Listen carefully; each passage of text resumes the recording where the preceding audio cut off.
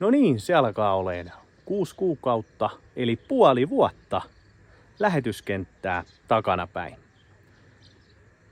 No, se on ihan hyvä aika jo pikkusen istahtaa alas ja ruveta miettimään, että missä kaikessa sitä on saanut olla mukana ja mitä kaikkea on tapahtunut. Koska tämä puoli vuotta on mullistanut meidän elämän ihan totaalisesti. Erilainen kulttuuri, erilainen maa, erilainen systeemi, millä tämä koko valtio pyörii ja kaikki muut systeemit, niin on tässä ollut paljon opittavaa ja paljon asioita, mitä ymmärretään ja mitä ei välttämättä haluaisi ymmärtää, mua on pakko ymmärtää. Mutta kyllä.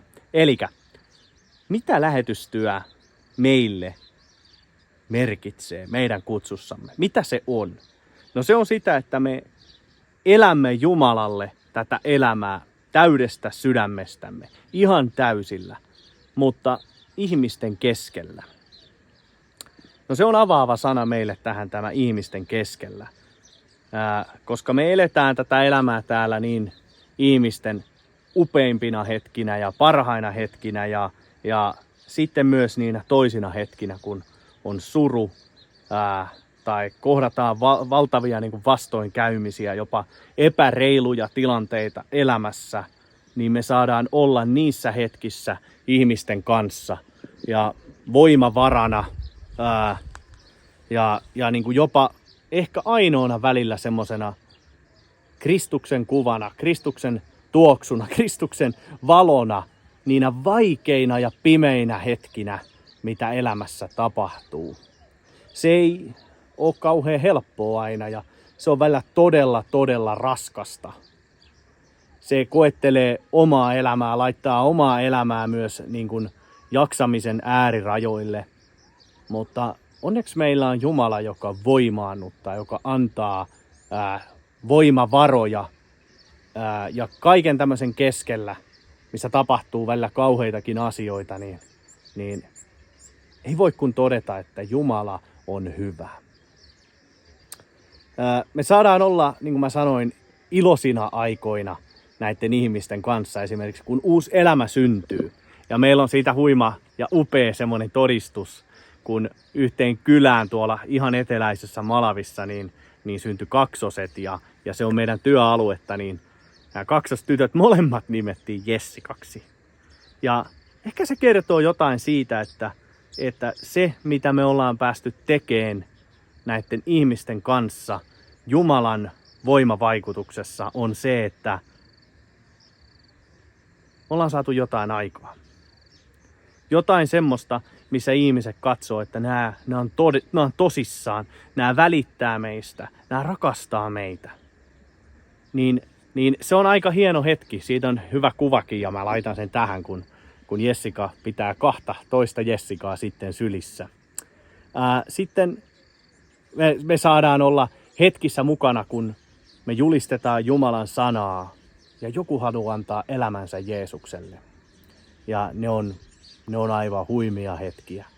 Joku päättää kääntyä elämässään ja valita Jeesuksen, valita valkeuden. Ja ne on aivan huippuhetkiä. Mutta sitten me saadaan olla niissä hetkissä todella mukana myös, kun se ihmiselämä on äärirajoilla, surun keskellä, tragedian keskellä, semmoisessa tilanteessa, missä tullaan niin kuin kohdelluksi niin kuin ei pitäisi tulla. Mutta niidenkin keskellä voi silti löytää Jumalan kasvot. Niin hullulta kuin se tuntuu, niinä kaikkein vaikeimpina aikoina voi myös löytää Jumalan kasvot ja Jumalasta Isän, joka lohduttaa. Pyhä Henki, joka lohduttaa. Se on aivan huima hetki. Ja me saadaan olla kiitollisia siitä, että meillä on esimerkiksi valtava tukijoukko Suomessa, joka rukoilee meidän puolesta. Me kiitetään teitä kaikkia rukouksista, ajatuksista, tuesta, koska meillä on täällä asiat äärimmäisen hyvin. Ja sitten kun mä ajattelen tätä Malavia kansana, mitä se tällä hetkellä käy läpi, on se, että ihmisillä ei ole ruokaa. Tää on tosi raju kuivuus, mikä täällä on koetellut Malavia. Ja toiset on sanonut, että ei tämmöistä kuivuutta ole ollut edes niin kuin joskus 80-luvulla. Nämä ei ole kauhean yleisiä, näin raju kuivuudet. Sadot jäi pieniksi, mitä maissia oli istutettu, niin Malawi kärsii tällä hetkellä nälästä ja kuivuudesta. Ja Malavin presidentti oli julistanut hätätilan tämän kuivuuden tähden ja pyytää apua muilta mailta myös. Jotenka me näemme sitä kärsimystä ja sitä kun ihmiset on kovilla. Mutta silti me ollaan saatu todistaa sitä, että näinä vaikeina aikoina ihmiset kääntyy Jumalan puoleen eikä katkeroidu. Ja se on mahtavaa. Ja me ollaan niin kiitollisia siitä, että me ollaan saatu jakaa. Ja se koskettaa niin kuin itteekin niin syvältä, että me ollaan saatu jakaa näitä ruoka-avustuksia ihmisille. Me ollaan saatu mennä kyliin ja näiden seurakuntien kautta, jota me opetetaan, näitä johtajistoa, jota me opetetaan, niin nämä seurakunnan johtajat on etsinyt kylistänsä aina ne kaikkein heikoimmassa asemassa olevat. Ja me ollaan saatu kohdistaa se apu sinne, koska ei me kaikkia pystytä ruokkimaan. Se on vaan niin kuin fakta. Ei millään. Ei kukaan pysty yksin semmosiin. Mutta me kiitetään Jumalaa teistä siellä. Ja me kiitetään Jumalaa siitä, että me saadaan olla täällä. Elämässä meidän kutsua. Kiitos, että te olette mahdollistamassa sitä. Ja tästä lähtee pieni videonpätkä kertoen vähän tästä ruoka-avusta ja meidän aivan huimasta virikepäivästä kehitysvammaisille ja heidän perheilleen. Ei mitään. Tästä sitten video.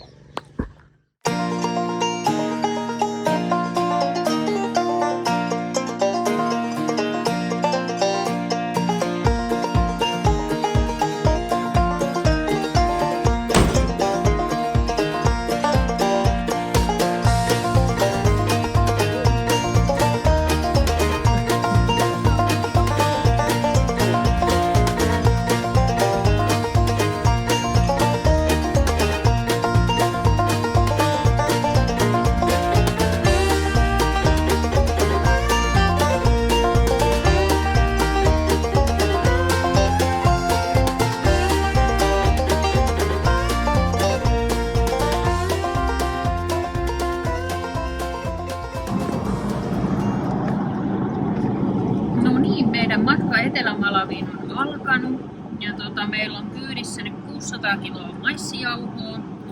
Tosiaan viedään ruoka-avustusta sinne alueille ja niihin perheisiin, jotka sitä kaikista eniten tarvitsee. Ja sitten meillä on alkamassa Etelä-Malavissa ihan semmoinen uusi työmuoto. Että meillähän on siellä niitä kehitysvammaisia lapsia ja heidän perheitään, joita me tuetaan säännöllisesti, mutta ollaan tässä todettu, että jotain lisätukea he tarvis. Ja me ollaan nyt tässä aloittamassa tämmöistä vapaaehtoistiimejä, jotka vierailis näiden kehitysvammaisten luona, kartoittaisi, että mitä heille kuuluu ja että kuinka he siellä jakselee. Ja jos on jotain tapahtunut tai sattunut, niin he sitten informois meitä, niin jos se tieto sitten liikkuisi meillekin päin hiukan paremmin.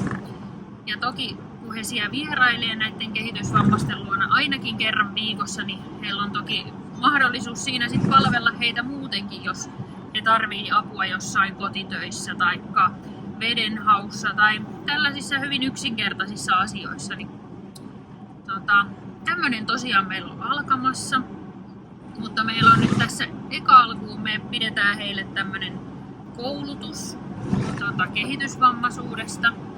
Että monesti me edelleen törmäämme siihen, kun kehitysvammaisuus tuodaan esille, niin ajatellaan tuolla kylissä, että se liittyy noituuteen tai kirouksiin. Niin se on hyvin tärkeää, että on tämmöistä ihan peruskoulutusta asioista ja kehitysvammaisuudesta ja mä oon koonnut semmoisen simppelin materiaalin ja lähdetään nyt siitä liikkeelle sitten. Ja mähän on siis koulutukseltani lähihoitaja ja mä Suomessa ollessamme niin työskentelin noin 10 vuotta kehitysvammaisten parissa, niin se on ihan hyvä, että mulla on jonkin sorttista kokemusta tosiaan näistä asioista.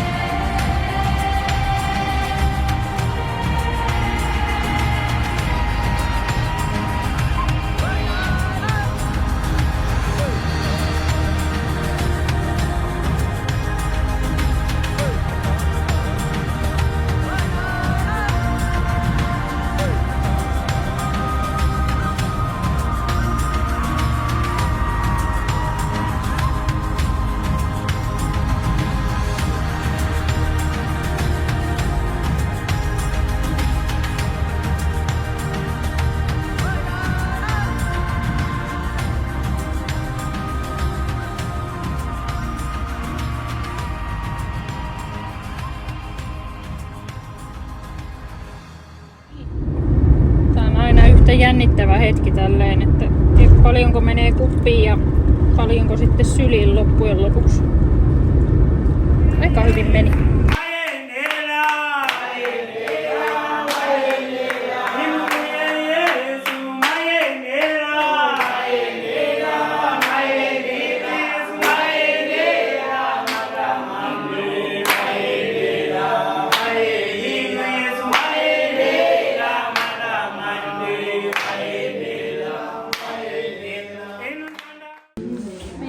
Tuossa toi päivän eka osuus takana. Nyt on sitten lounastauko.